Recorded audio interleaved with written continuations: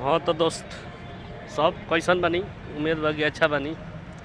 हमें बड़ा निकलल बनी मार्केट में अपना रूम सबके निकलल बनी। देखा तनी ये हमार गैलरी है जब निकला तनी घर से मार्केट की तरफ। ये रोड जाता पीछे का बैकवार्ड है।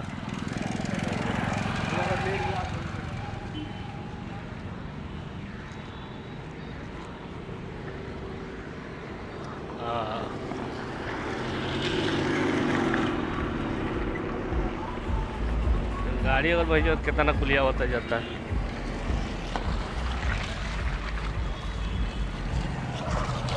तो 10 टकाओ तो करिए 10 करना जाता है।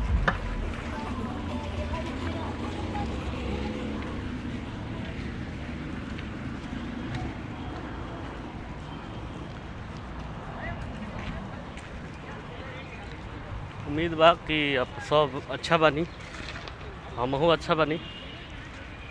मार्केट में तब निकल चुकल बनी। ढेर कुछ का कहे के बाबे सब बढ़िया बा। नज़ारा देखती रोड पर दिखाई तो कैसे दिखाई।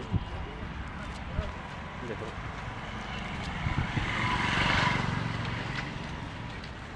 ये कुछ नज़ारा बा। डिप्टी लोग आवता जाता यही रोड में निकला तनी।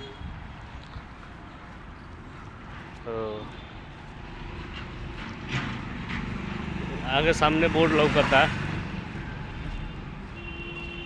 देखा तो क्या बालाजी कॉलोनी के नाम से जानल जाला। जहाँ जौन क्षेत्र में रही ले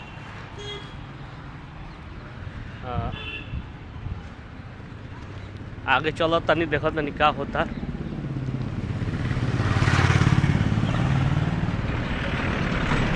बाय बाय।